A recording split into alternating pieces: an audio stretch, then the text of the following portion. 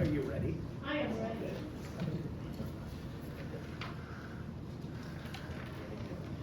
Okay, well, good deal. Well, ladies and gentlemen, we'll go ahead and start the microphone. We will call the subcommittee for Senate Study Bill 3115 to order, an act relating to abortions, including informed consent, dispensing abortion-inducing drugs, and reporting abortion-inducing drug complications. I will go ahead and start out to say that I agreed to run a bill that addresses mail order drugs without an Iowa licensed consultation, physician, dispensing law, this Iowa dispensing laws, and that's what I intend to deal with on this. I also like the reporting requirements. The medical community has expressed some concerns. I guess I want to say right off the bat, the medical community in Iowa, licensed in Iowa, are not the subject of the bill, and therefore are not meant to be a target of the bill. So I am open to hearing what parts of the bill may interact what the medical community is worried about. And as I go through the bill, I understand how some of it may be misread. I also understand I may have misread the section. So I'm interested to see what the professional community brings. And with that, really, that's where we start. There's going to be changes to the bill until I have them written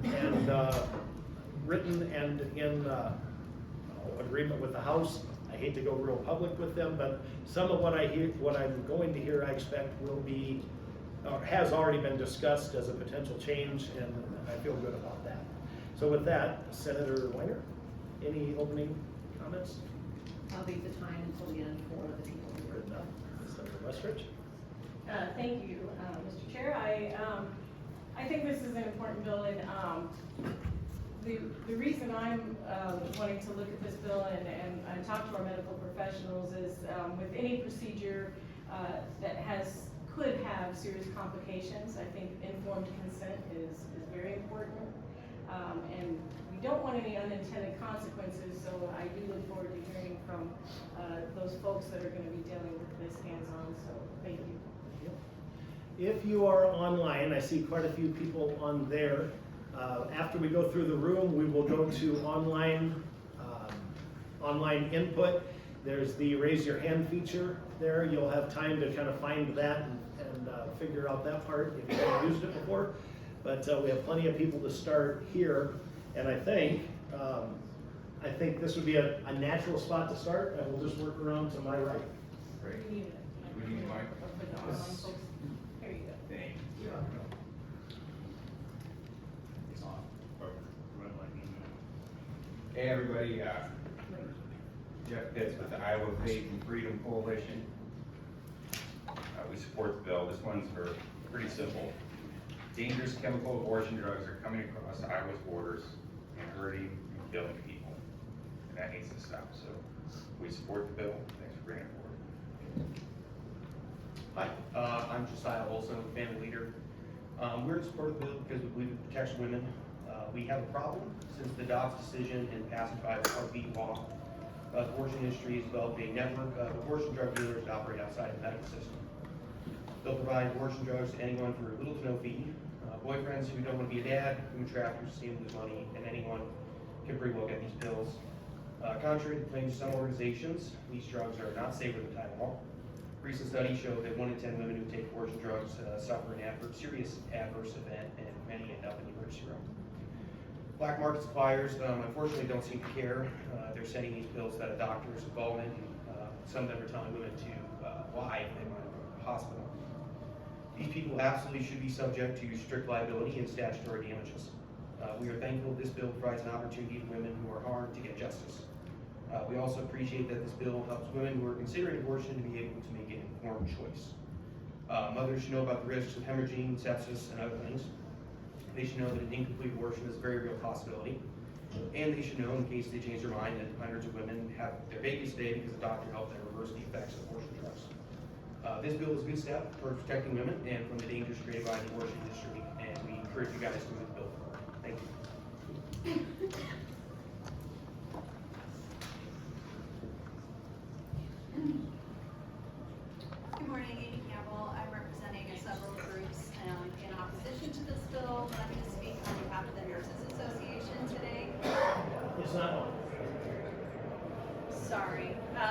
Campbell, registered opposed to the bill.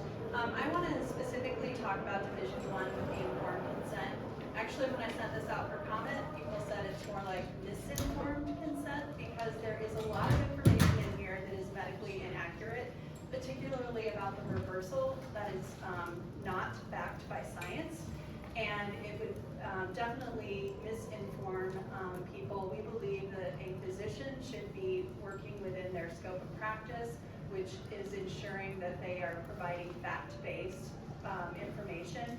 And so we would like to see several of those sections removed to have a balanced discussion with a woman who is making this decision. We feel that they being lied to by a physician, which they would not do because that would be against their medical ethics. I think you're putting physicians in a very difficult spot. And so therefore we are opposed to the bill there's other reasons. I also want to say there are many issues with black market drugs, and we are just singling out one here. We would like to see actually a discussion about how we can fix the issue of people getting Viagra and GLP-1s and everything else, opioid substitutes online through black market sources as well. Thank you. Hi, my name is Allison Smith, and I am with the Family Planning Council of Iowa. We are also registered against this bill. Family planning providers don't provide abortion, but they're often the first providers to see a patient and confirm their pregnancy. And recently a provider shared a story with me about a patient who came in and had been bleeding for several days. She knew that she was pregnant, and an ultrasound did confirm this pregnancy. She was concerned about the bleeding, and it was confirmed that there was still cardiac activity. However, the pregnancy was in the cervix. Cervix means that the pregnancy is not viable, and normally that is something that a provider could handle locally. However, in this case, because of the restrictions and the concerns about risks, that patient had to go to Iowa City for care. And we strongly want to support our providers. We want providers to have that trusted relationship with their patients. That patient obviously was comfortable with this local provider, and their support system was there locally, but they had to make this trip. Increasing restrictions around abortion drugs just makes it more difficult for patients to access the care that they need. I also want to echo Amy's concerns about the abortion reversal. That has not been scientifically proven. It's not safe or medically endorsed by any professional medical organizations. We have major concerns with providers being required to provide false information to patients. So thank you, and please vote out.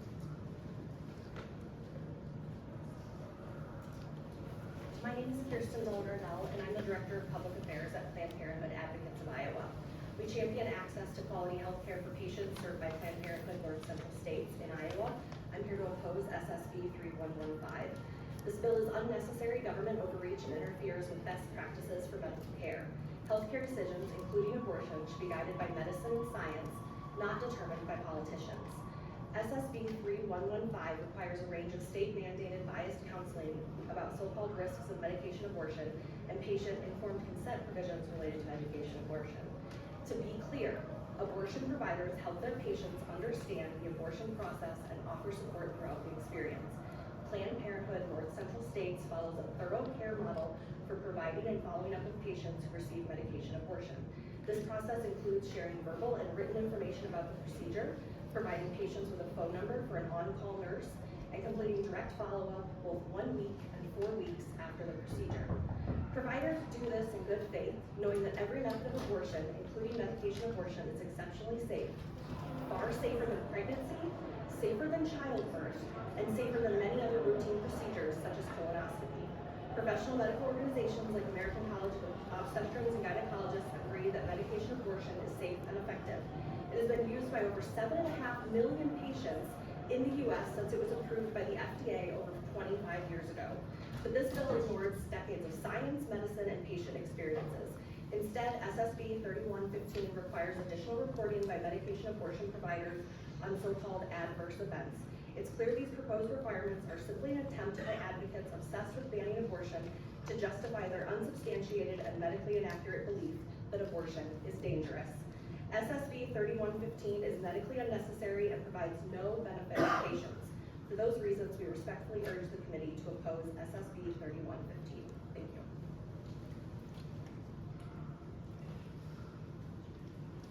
I'm the Reverend Paul Jeanette from the Episcopal Diocese of Iowa, and we stand against this bill for all the reasons already mentioned, but also from our baptismal covenant, which says we respect the dignity and decisions of every human being. And that gives the opportunity for everyone to have a conversation and have the opportunities for this conversation as well. Thank you.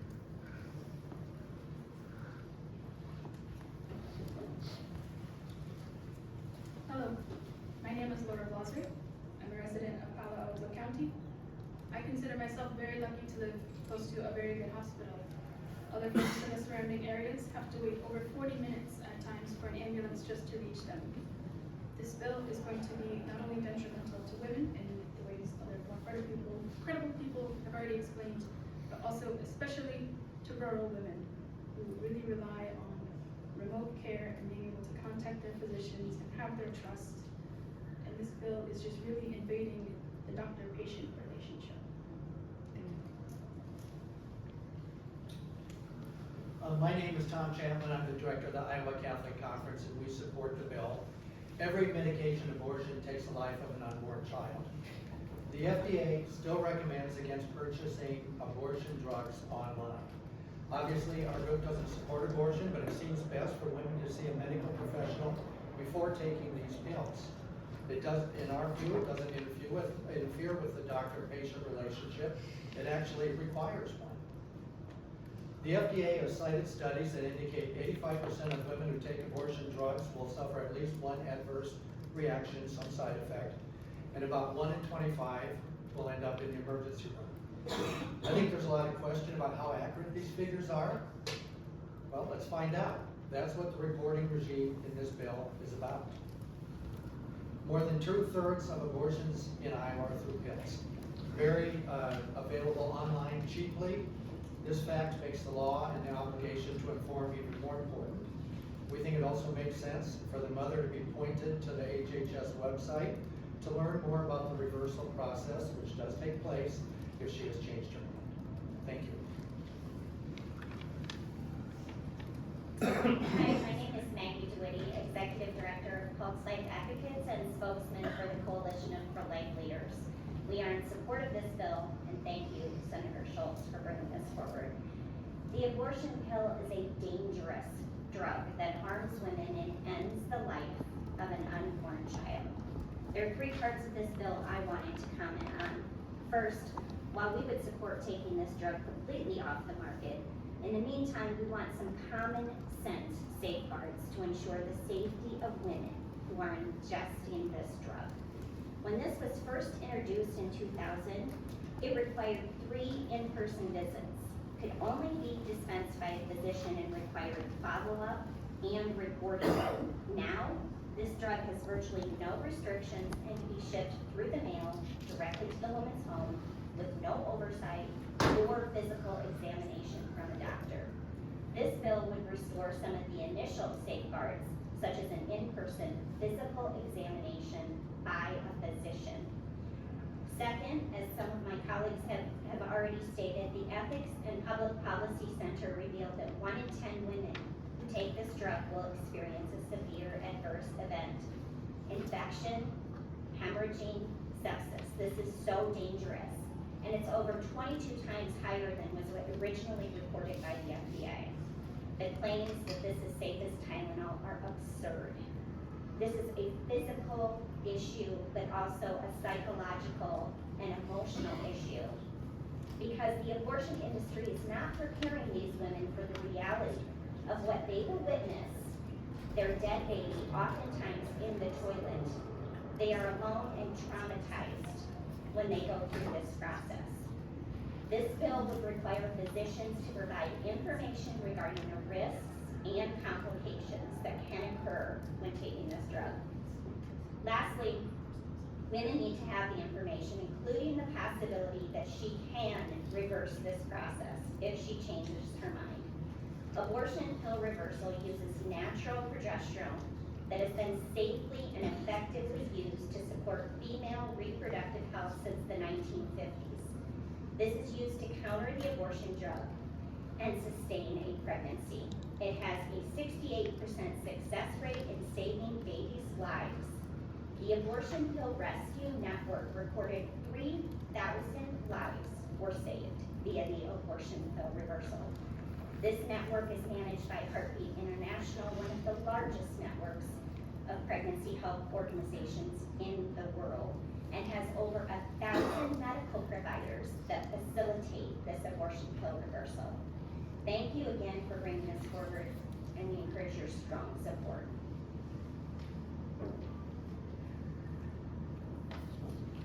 Hi, I'm Bridget Hagan-Reedburn, Associate Director of the Interfaith Alliance of Iowa Action Fund, and I'm here to read a statement from our Executive Director and lobbyist Connie Ryan, who is attending another subcommittee.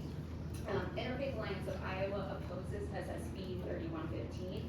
The bill is a dangerous bill that once again attempts to restrict people's reproductive rights, pushing healthcare already hard to access even further out of reach.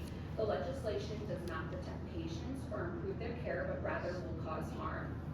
The bill will confuse Iowans in need of reproductive health care and will hinder their ability to make accurate, informed, and personal decisions. Abortion is safe and effective. It's also very common.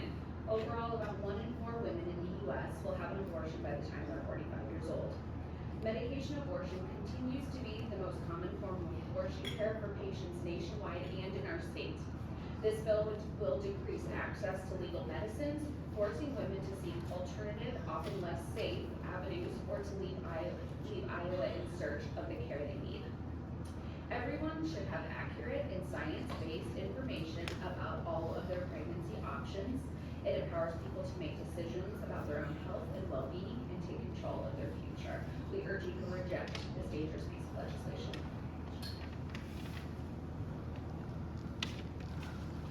Senators Schultz and Westrich, Senator Weiner, thank you for the opportunity to speak with you today. I'm the Reverend Kelly Clement. I serve the Unitarian Universalist Fellowship of Ames, and I am opposed to this bill. Do you know that in every major religion, there lives the idea that the truth will set us free? This idea that telling the truth to ourselves, to each other, and to our higher power, that way lies freedom and liberation and salvation. And to lie to each other is at least a sin. And really, it is a manipulation of our God-given right to understand our own lives, our God-given right to reason and to make the decisions that are best for us, for our own agency. I'm concerned about SSB 3115 because I really think it's a lie wrapped in an ideology. We've heard that the real goal is to eliminate abortion drugs altogether. This asks healthcare providers to lie to their patients, to tell them falsehoods about this particular bill, to talk about things that are pure fantasy. Abortion reversal is not a thing. It asks providers to say that they're providing medication that they know to be safe as penicillin or Viagra, but with all kinds of other restrictions on them. It asks providers to surveil their patients and provide their information to the state, a reporting regime, as we've heard.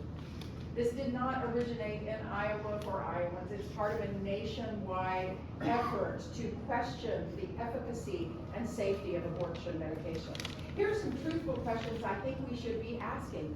Did you know that for every 10,000 women in Iowa, there are only 4 OBGYNs? We should be asking if we want to be more of a reproductive health desert. We should be asking if we want more and higher maternal mortality. We should be asking if we want more providers to choose other places to practice rather than Iowa because of the great restrictions here. My own story is that I've had 2 abortions in my life. I was a pretty messed up young woman in my 20s with active alcoholism, and I had no business being a parent. I am not ashamed of my abortions. I don't regret regret them. Rather, I am grateful that I had honest, professional, compassionate providers who were able to help me make my own healthcare decisions in a good way. And now, I got a great daughter. She's does a life of service herself. I am a tax-paying citizen. I'm a proud Iowan because I was able to make the choices that I wanted to make for my own life. Thank you so much for giving us the opportunity to speak on it. I ask you to vote no to this bill. Thank you.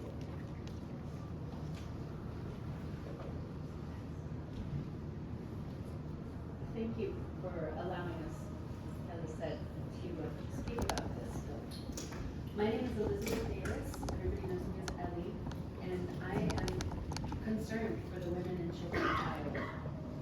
SSB 3115 creates more fear for healthcare providers in an already desertified healthcare, reproductive healthcare landscape. SSB 3115 treats doctors and patients as if they are unable to make decisions related to pregnancy. 30 years ago, I twice made what had previously been an unthinkable decision. I had been anti-abortion because I believed the propaganda I grew up with. I was also unable to take care of my own life, let alone a child. I was completely on my own. I didn't yet know how to break the generational chains of abuse and mental illness, and I am forever grateful that I had the option of a safe abortion, because I believe that children deserve safe, loving parents, and I was neither at that time. To those of you who do support this bill, have you ever had the agony of a wanted pregnancy and a miscarriage? Have you ever had the agony of a pregnancy that you were absolutely unable to carry to term, be it due to physical, emotional, or financial reasons? Can you imagine the torment of going through that and then being questioned like a criminal for your decision? The majority, 64% of Iowans, support safe and legal abortions. It is criminal that lawmakers who don't have medical, psychological, or ethical education about women's health are making these decisions for Iowans. Did you know that 1/3 of women in Iowa do not have access to birthing hospitals or obstetric doctors? And this is because their doctors are so afraid of doing their job in Iowa. Restrictions over abortions over the years have resulted in high infant mortality rates, women being unable to get adequate care, and women feeling that they must be ashamed of themselves for making a choice. That is a difficult choice to make. Nobody wants to do this. And a low number of OBGYNs left in the state are pushed beyond safe caregiving ability because of the fear of practicing in Iowa. I truly hope that you think about this bill as a human being and not as a political party member who has to toe our line. Thank you for your consideration. Good afternoon. Thank you for allowing me to speak. My name's Lila Staten. I live in Grundy County. 360 days ago, I came in and spoke on a subcommittee hearing that was on a bill that was just like this one. As a child, starting at 8, ending at 15, because my father is thankfully in prison, I was sexually assaulted throughout my childhood. I'm grateful that I had the option to talk to doctors that were honest and caring and compassionate, thinking about my future, to discuss the options I had as a kid. This bill will hurt kids like me. I had the options. I have my future because I had the options. I was able to have honest conversations with my doctor, with a therapist. This bill does not allow that. This bill takes those options away from kids that were just like me, and they won't have the futures that I have because they will not have the options that I have. So I encourage you to vote no.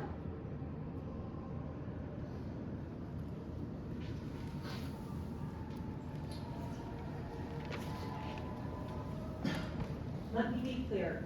This bill will harm. That's wrong too.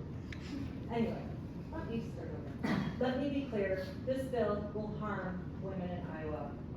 Good afternoon, I'm Dr. Francesca Turner. I'm legislative chair for the American College of Obstetrics and Gynecology Iowa section, and we oppose this bill. This bill uses vague and medically inaccurate language. As we've seen in prior legislation, this creates confusion for patients, physicians, and hospital attorneys. But what care is legal in Iowa? I have received calls from patients and physicians across Iowa describing uncertainty about what care can be safely provided, even when that care is permitted under Iowa law. In some cases, hospital attorneys have intervened to stop physicians from providing medically appropriate legal care in our state. I also want to address the false claim of abortion reversal. Medication abortion reversal is not supported by medical evidence and raises significant safety concerns. The only randomized controlled trial studying this practice was stopped early because of patient harm. There is no reliable evidence demonstrating safety or effectiveness. This bill forces physicians to offer information that is not evidence-based and conflicts with accepted medical standards. ACOG cannot support this practice. Section 5 raises concerns as well. Methotrexate, a standard and evidence-based treatment for ectopic pregnancy, could be misinterpreted under this bill as an abortion-inducing drug. We have already seen how medically inaccurate statutory language leads to delay in care. Women with ectopic pregnancies may be denied methotrexate while still stable, forcing them to undergo major abdominal surgery or wait until the pregnancy ruptures and causes life-threatening harm. Physicians must be able to use their medical judgment and expertise to provide timely, appropriate care. The risk reporting requirements in this bill also poses risk. Requiring disclosures of the names of facilities of physicians involved in pregnancy care exposes medical professionals to harassment, even when they are providing legal care. It undermines the patient-physician relationship by asking patients in vulnerable situations to identify their treating doctors for safe reporting. In summary, this bill will delay appropriate care and risk serious harm to Iowans.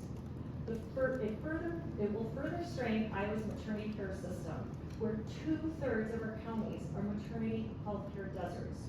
With recent closures of birth centers, we cannot afford additional barriers that drive physicians away or increase costs to already fragile rural healthcare systems. This legislation will worsen care for rural Iowans. We can do better than this. I urge you to oppose this bill. Thank you.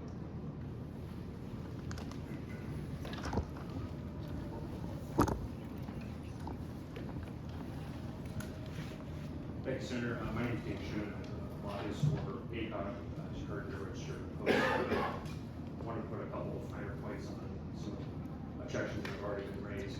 I think the ultimate irony behind this legislation is, as I've heard from you, Senator Schultz, and some of the other proponents of it in the room, it's aimed at addressing black market abortion bills. The irony of that is that I think if this bill were passed, that would be the only source for people to obtain those drugs, rather than through the legitimate physicians that are practicing in the state. I say that because, in part, because of the bill's requirements on informed consent directly conflict with doctors' long-standing duty under informed consent to provide medically accurate, reasonable information to the patients. And this bill is counseling just the opposite. So doctors will be forced to choose between either following this piece of legislation if it would become law and violating their informed consent duties that they long had and subjecting themselves to litigation for doing that, or following their informed consent duty, ignoring this bill's prohibitions or prescriptions, and then having a lawsuit filed against them for that. And I think the irony, or what ultimately happen as a result of that, is that patients and doctors and hospitals will simply decide it's not enough to say we have to stop offering these pills as a prescription for when we need them. And what would ultimately be left is the very sources of black market abortion pill drugs that don't operate legally and are trying to stop. So That's why we oppose it, amongst other reasons, and we're working with you, perhaps address those concerns as we go forward.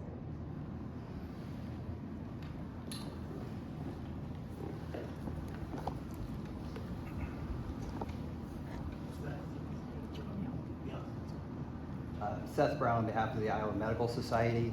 We're registered against the bill. IMS represents about 6,000 physicians, medical residents, and medical students across the state. We appreciate the opportunity to speak on this bill and conversations we've had so far. I think we share the goal to try to address black market medications coming into the state. We're happy to work on that. Policy stance aside, I do want to talk to a few of the concerns that we have about the language used and how it might be difficult for physicians to comply with the letter of the law. Our primary concern is this section imposing strict liability for violations of Chapter 146.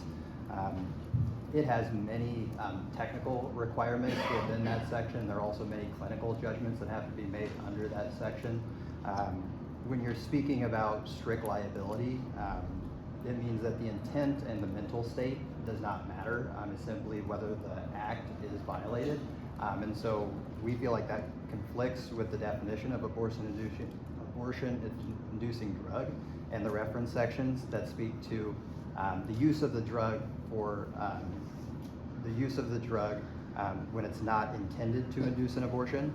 And so we do appreciate that there are acknowledgments that these are used for other reasons, but it doesn't matter so long as that is dispensed and used. And so either way, you're strictly liable for violating that code section. It's already been spoken to a little bit here, but medication abortion reversal. This section requires physicians to make certain statements to patients about the ability to reverse medication abortions using progesterone. As mentioned, there have been mixed results and there aren't clear clinical studies backing the use of this treatment. The data from these studies are used to support clinical decisions made by physicians when you're defending medical malpractice cases. And so our concerns is that this bill will mandate these statements on abortion reversal will be mandated to be made, or you're strictly liable under the letter of the law. Conversely, at the same time, mandating medically unproven advice, as my colleague here spoke to, will result in liability exposure in malpractice cases. So it's a bit of a lose-lose from the physician's standpoint.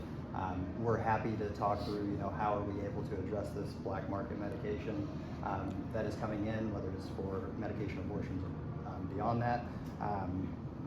We do feel like this will target physicians in an already unstable practice environment. So we do want to be mindful is that as we're looking at, is Iowa a welcoming place for OBGYNs? Thank you. Hi, my name is Dr. Teresa Fuller. I practice rural family medicine here in Iowa. I am against this bill because I see firsthand every day how limited access to physicians that can provide this counseling and provide this medication is. Your constituents have the least access to maternal health care of anywhere in the US, and you're going to make it even harder for people to get the medications that they need.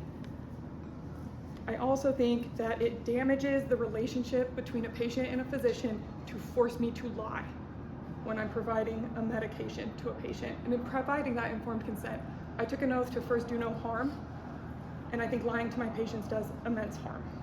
Thank you. I am Laura Hesberg with the Iowa Coalition Against Domestic Violence. We urge you to oppose this bill as well. We acknowledge a shared concern for maternal health. We think this bill misses the mark in numerous ways. People talked about the unnecessary barriers it creates, the unnecessary and misleading requirements it puts on physicians. A general point is that abortion is an essential component of comprehensive medical care for all Iowans. For victims of rape and abuse, their safety and lives can depend on timely access to abortion because unintended pregnancy increases their risk of violence and limits their options for safety more broadly. In this regard, the provision right at the beginning requiring physicians to perform an additional in-person screening coercion or abuse is particularly harmful and unnecessary. We obviously support physician screening protocols, and thank you all physicians who are here for doing that. But we also appreciate that abortion providers are already doing that. And in fact, abortion providers are uniquely skilled at honoring the autonomy of patients and helping them make informed decisions. So this not only adds another barrier to access, but it perpetuates a false and insulting assumption that women are routinely coerced into having abortions. Most often, DV victims are coerced into pregnancy, and this puts them at great maternal risk, puts their children in a relationship at additional risk of harm because violence increases in abusive relationships when someone is pregnant increases violence in the home, and like perinatal death in abusive relationships is 3 times that for other women. And rape victims certainly do not need an additional screening to confirm their decision. Unintended pregnancy obviously is the primary reason women seek abortion, making it harder to access birth control and abortion in our state, makes rape and abuse victims maintain contact with a partner they don't want to be in contact with, and it also forces many people to return to violent relationships they would rather leave, and puts them and their children at greater risk for harm. We encourage you to oppose this bill.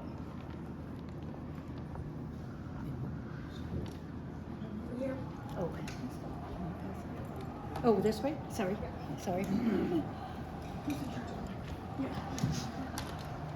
Hi, my name is Cherielynn. I'm with the lobbyist group that just was shut down, and we are arrested to oppose this bill. We'd like to speak on personal notes. Last year, one of my greatest friends in the entire world got an abortion. We went to Planned Parenthood, and I was not allowed in the room with her at first because of the word coercion. We wanted to make sure she was using informed choice and that she would be safe. And then I was allowed in the room and allowed to hold her hand, and she made an excruciatingly decision. She wanted that baby. She was not in a position to take care of it. And that is okay. Women get abortions for multitudes of reasons, and it is not this legislative body's business to involve themselves in any of this. I would like to concur with my doctor over there, Francesca Turner, hope you recognize me. She was my OBGYN, and she was not allowed to take out my uterus. Well, she stopped taking out uteruses, but I had my uterus taken out by Dr. Paris at Brabant's because this body is turning us into chattel. My body is my choice, and I am allowed to decide if I have a child or not this governing body. Thank you.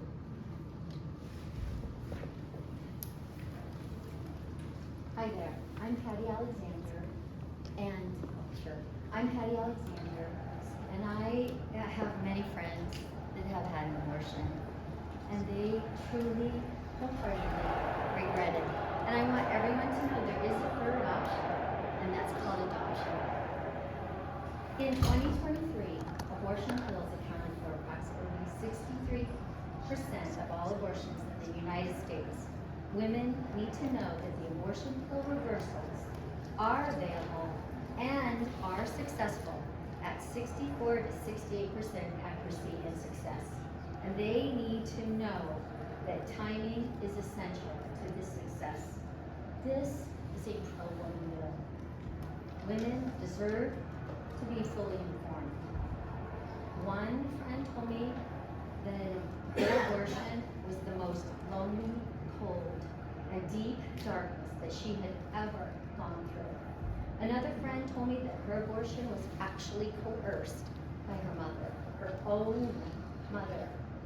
This bill requires doctors to fully inform the pregnant mother of all the risks that follow, and it requires doctors to assess mental health risks involved with abortion, and it even adds a provision that helps women who are being trafficked or coerced. This bill also requires doctors to disclose the gestational age to the mother of the baby. We just heard Thursday a testimony at the pro-life prayer rally here in the Rotunda that Planned Parenthood actually lied to the mother with a false ultrasound image. I would like you to add that the mother hear the heartbeat and see the ultrasound, the actual ultrasound. Abortion clinics spend about 15 minutes with their patients, and on their website, Planned Parenthood says that it could cost up to $800. It also states that depending on the laws in your state, which reduce the cost to around $600, the crime is that the actual chemical that causes the baby to starve is a very cheap chemical. Vulnerable women are being taken advantage of financially. This bill requires a follow-up with the patient that is necessary because women are having adverse effects, and when they have complications, they're afraid to disclose that they took the abortion pill. The American College of Pediatricians strongly encourages healthcare professionals, policymakers, and women of all ages and their families to understand the serious risks associated with chemical abortions, especially when it's self-managed. Additionally, pregnant women with regrets after starting chemical abortions need to be informed about the potential for abortion pill reversal. Please advance this bill and ensure women are fully empowered with knowledge. Thank you.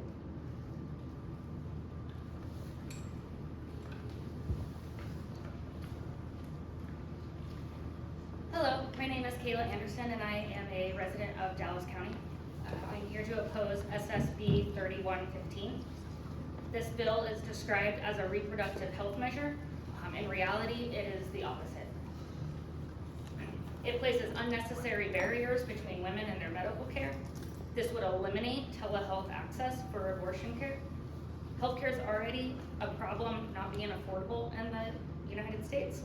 And for many Iowans, especially those that live in rural areas, low income, victims of abuse, can't easily take off time of work because they have 3 jobs because again, they can't afford anything.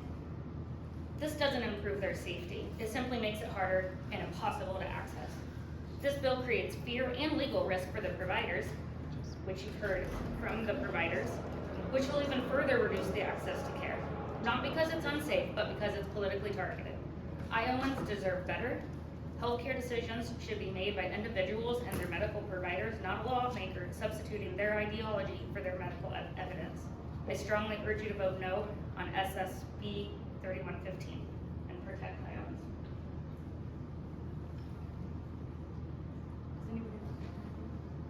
Do we have anybody else who would like to speak? Ma'am, you're I welcome. will say, I'm Jacqueline Renier. I live in West Des Moines, Iowa. I wasn't planning to speak today, but I want to say thank you to all the professionals who shared information that I have read or was aware of, so eloquently put the facts out there. I feel like some people need to check their facts possibly. Thank you so much for having this subcommittee so people can come and explain and express their feelings. I personally feel that this bill should not pass for the basis that women have a right to their own decisions over their own body. And that's the bottom line. Thank you. Did that take care of in the room? Thank you, thank you. Is that, there, we have one gentleman there. Thank you. Thank you. My name is Mike B. Felice. I'm retired, live in Johnston, Iowa. I attend St. Andrew's Episcopal Church. I'm going to cover this, say this from a slightly different angle. When I was younger, I was the extension lead science specialist for the state of Missouri. Could you say that again? I'm sorry, the door was open. I was the extension lead science specialist for the state of Missouri. Okay. Farmers called, my job was to educate farmers and to assist them with controlling weeds on their farms. Whether you like it or not, most of that was with herbicides. When farmers called me, usually it was they had a problem. And usually it was their crop was injured because something had gone wrong. I would ask them what they did, we'd go through the dose, when did you apply it, what did you use? Often I would find out that what they'd done was not on the label. So, number one, they couldn't go back to the chemical company and get any money because they violated the label. And number two, we already knew that that was going to cause a problem. So from there, we'd work out what to do next. When I first started there, I was fresh out of school. So I was a green extension agent. I asked the head of the Department of Agriculture and the pesticide division, do I need to report these violations to you? And he was a farmer, and he said, absolutely not. Farmers will not call you, they will not trust you, you will not be able to help them if we require you to terminate. That's my comment. Okay. Very unique perspective. I did not expect that from an extensive agriculture. Is there anybody else? I want to make sure. Oh, Jim.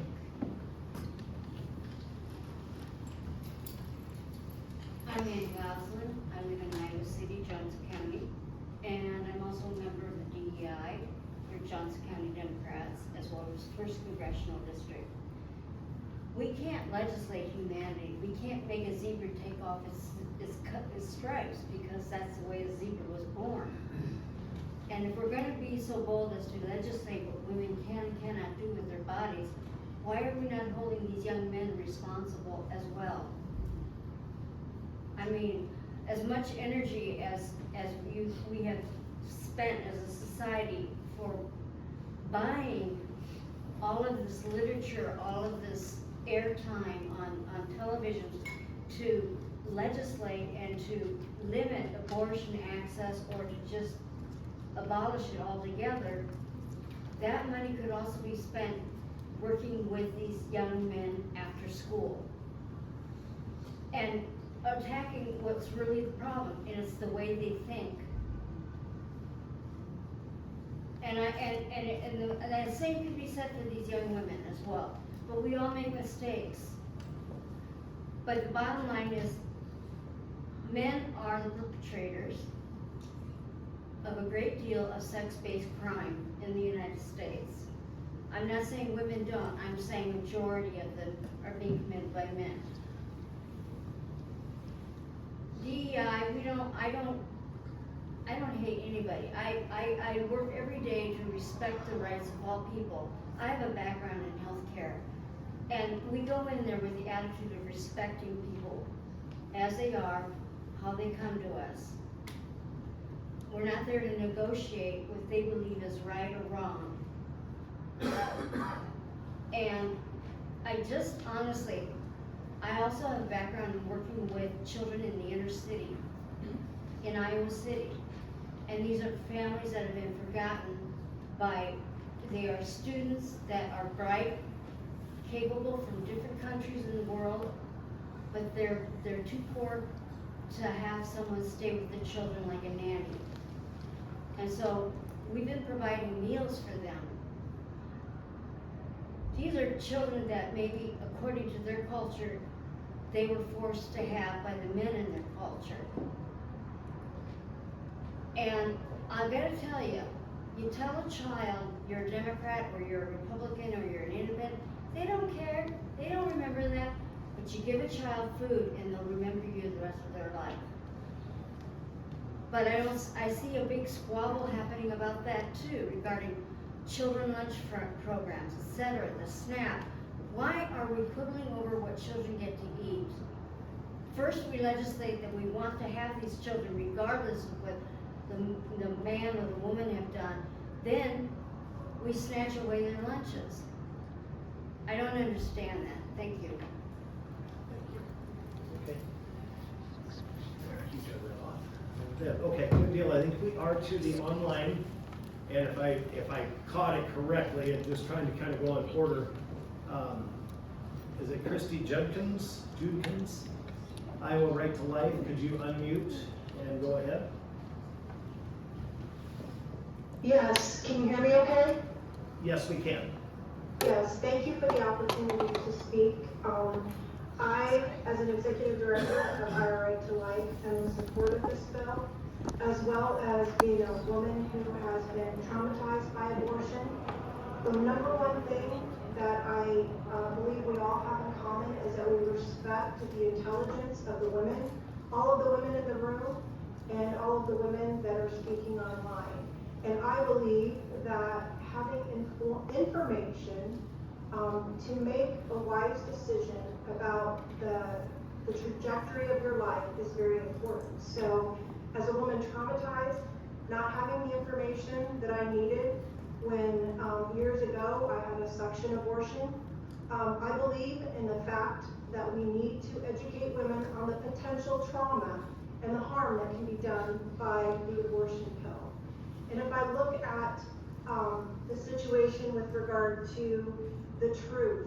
If we have truth, then I believe women have the common sense, capacity, and approach to be able to make a decision. I've been on both sides. I've been pro-choice and I've been pro-life.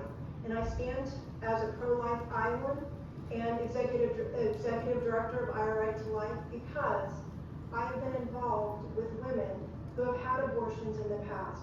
And I've seen the trauma. I've heard the stories. And for that reason, I stand true and I stand strong on my position, not only as executive director, but again, as a pro-life Iowan. And the third aspect of the legislation would require information, data, metrics, so we know the truth about what's happening. So I appreciate the opportunity to speak, and again, Iowa Right to Life stands in support of this legislation, as do I as a pro-life Iowan. Thank you. Thank you very much. I think next is Sue, is it Leibel? Please unmute. Hi. Good deal, we can hear you. Hi there, okay. Yes, it's Sue Leibel. Thank you for allowing me to speak today. I'm with Susan B. Anthony, Pro-Life America. And across America, since the Dobbs decision, abortions have increased, actually, to over 1 million a year. Even in states like Iowa that have limited abortion through the heartbeat bill, the FDA's reckless loosening of the regulations allows them now to come through the mail, often with little or no medical oversight or follow-up. They've also sent more women to the hospital, and peer-reviewed scientific research shows that complications are significantly higher for these drugs than for surgical abortion or even childbirth. Approximately 3 to 7% of the time, these drugs will result in an incomplete abortion that will require additional drugs or surgery, and this rate increases the later in pregnancy that the drugs are used. The FDA's own label has a black box warning on these drugs, and that label indicates that around 1 in 25 women will end up in the emergency room. The FDA got that through science. This has also created a new kind of crime called coercion, which is an abusive partner, a sex trafficker, someone forcing the drugs into a woman's body against her will. These cases are popping up now. They just keep popping up, and sadly, they will continue to pop up until out-of-state abortionists are held accountable. States can and should strengthen enforcement measures to protect women's health and safety, and this bill will go a long way to doing that by requiring an in-person visit before dispensing. It will rule out pre-existing conditions. It will screen for coercion. If she is seeing a doctor before getting the pills, it will also be a woman. No more, men buying the pills online for coercion. It will also help women know who and where to call should they have dangerous complications. The private cause of action in the bill will help Iowa women and their families have recourse if they suffer injury with any provider, but notably they can reach across Iowa borders to the out-of-state bad actors who mail in the bills with no accountability, something that all states are grappling with right now in session this year. We know more today about the uptick in emergency room visits than we did when the pills were originally approved. Studies have shown a 500% increase in emergency room visits since the pills hit the market. This is a public health crisis. Iowa will join many states now that have requirements in emergency room doctors report to the health department when they've treated a complication. This may be one of the only data sources you'll have on the scourge that these drugs are causing for Iowa women. It might also show you how much you're paying for follow-up care. In fact, several states now have sued the FDA because of the untold costs of medical harms, not to mention the increasing cost for the state.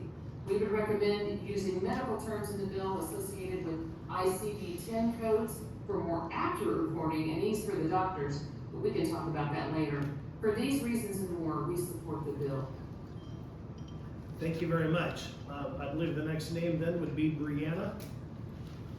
Go ahead, unmute. Okay, can you hear me? Yes, we've got about 6 minutes left. Okay, all right, I'll go quickly. I'm Brianna. I'm in support of this bill. I had a chemical abortion in Iowa 16 years ago, and just want to share how unprepared, uninformed, and how I was lied to. For example, when I took the second round of abortion pills, I had to hold them in my mouth and in my cheeks for about 30 minutes before I swallowed them, per their instructions. But when I tried to swallow them, I immediately threw up. This is something they did not warn me about. I panicked, thinking I had ruined the abortion since I couldn't swallow the pills. So I called an emergency hotline number they gave me to see if I needed to get more pills. However, they advised this is a normal reaction to the pills. I couldn't help but wonder why I wasn't warned about this if it was a perfectly normal reaction to the pills. I felt very ill-informed and unequipped for the experience. Another part of the abortion that I was not warned about was the amount of pain and blood that I would experience.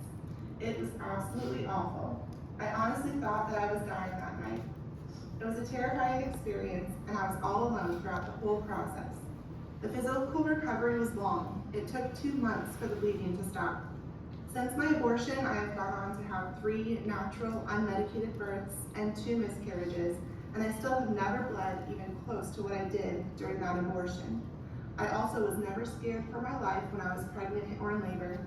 I was never scared for my life during natural miscarriages.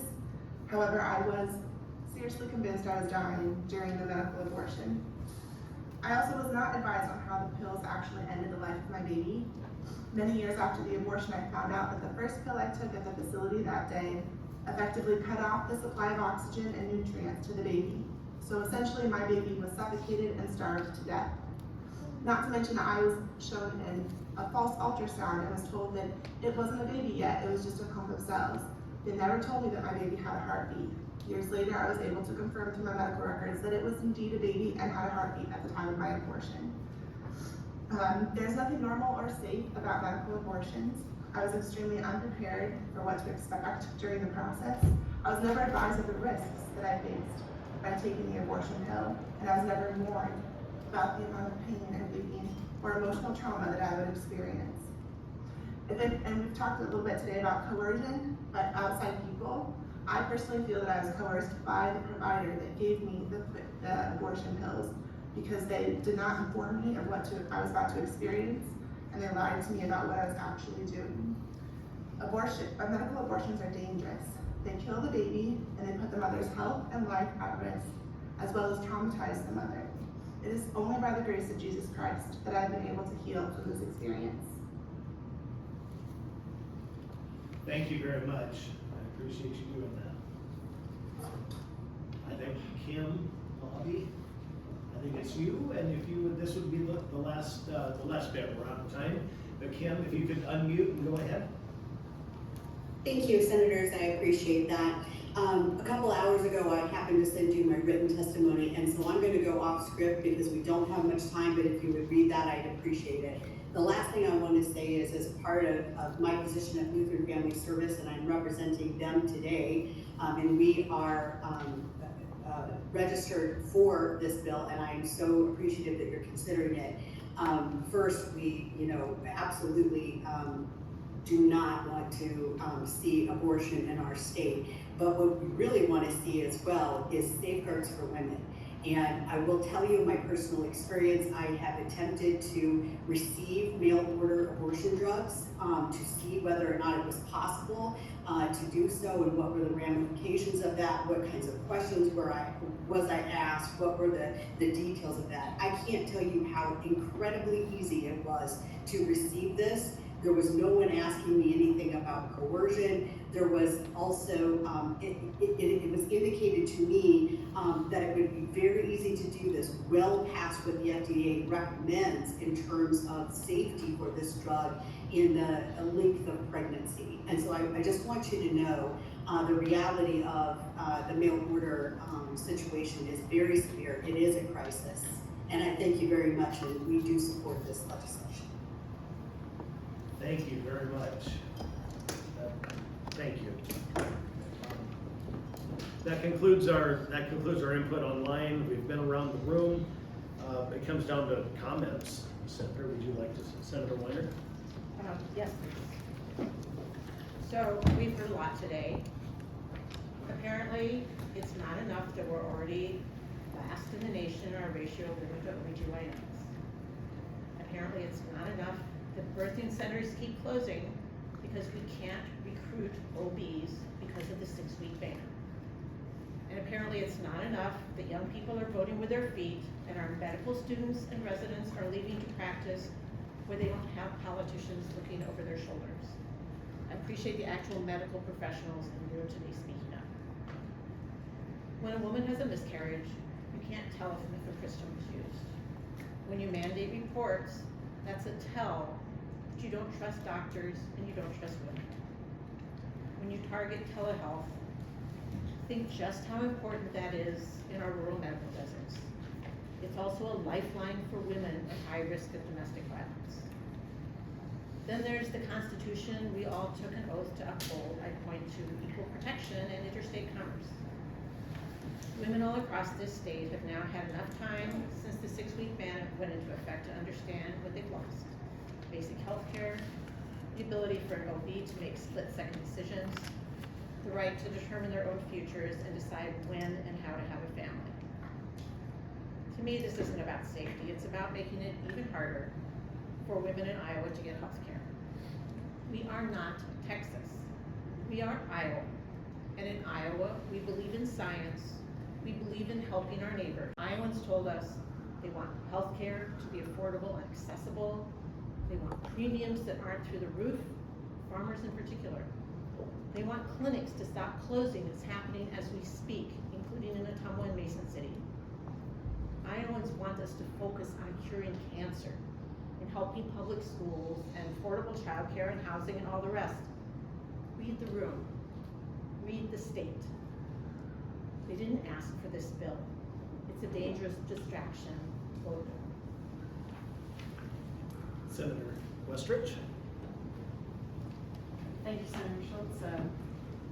I don't know if you're going to get a great sound bite for TV out of me, but I will comment on the multitude of notes I took. I really appreciate everybody who showed up today to have this discussion. And you know, this is a subcommittee, so this is where we hear from the public, and then we decide if we feel that the bill has merit to move forward. I certainly do. I think that with the notes I took, I'm going to have plenty to read and plenty to look at.